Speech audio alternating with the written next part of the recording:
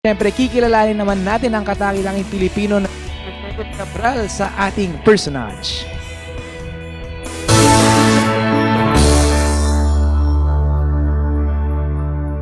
Never kong na-imagine noon or naisip or nakita yung sarili ko na mag-aartista at mapupunta sa ganitong larangan. Kaya nakakagulat din aksidente na-discover ko sa sarili ko na wow, kaya ko palang umarte din.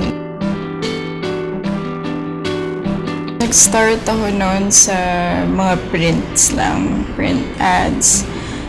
Hindi ako makapasok sa ramp kasi masyado maliit para sa kasi 5'3" lang ako. Sobrang excited ako lalo nung unang beses kong makita yung sarili ko sa magazine. Parang ibang tao yung nakikita ko. Parang wow, hindi ako paniwala na ginawa ko yun. And then, nagustuhan ko siya na gusto ko pang makita kung ano yung pwede kong gawin sa modeling nga. Kinontak na lang ako ni Direk Brillante nga na may gagawin nga siya na film, naghahanap siya ng babae na prepare up kay Coco Martin. So, noong time na yun, hindi ko pa kilala kung sino si Coco Martin and hindi ko kilala si Direk Brillante. So, ako, pumunta lang ako doon and then nag-audition ako. May mga pinagawa siya sa akin na exercises. So sa akin naisip ko naman noon time na yun na hindi na ako mapipili siguro nito kasi yun nga, kulang ako sa acting experience, hindi ako nakapag-aral. So nagulat ako kasi may tinawagan ako ulit para sa screen test with Coco Martin naman.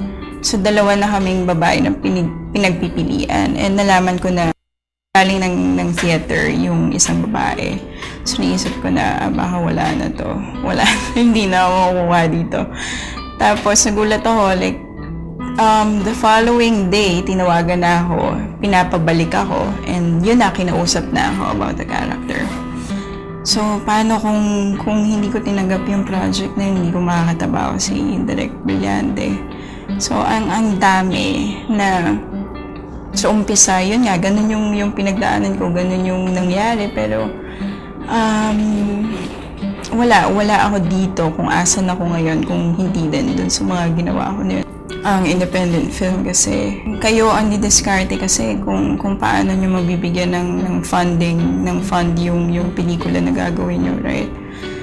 So, kaya siya independent. And ang mainstream naman is meron na walang problema sa pag-fund ng paggawa ng pelikula. Pero ngayon kasi parang nagkakaroon siya ng difference siguro sa style eh. Like nung nagsimula akong pumasok sa industry ko na ang mostly mga independent movies dito sa atin, yung mga storya niya mas totoo. Pero ang mainstream films mas more on pang entertain lang ng tao. So ang mainstream kasi parang nagki-cater sila sa masa talaga. Kumpara sa independent movies, ang independent movies dito is mas straightforward, mas diretso ang storya, mas totoo. Nagpapasalamat ako lagi sa mga opportunities na dumadating, sa mga tao na nakakatrabaho ko. So wala na akong hinihingi actually pagdating sa career.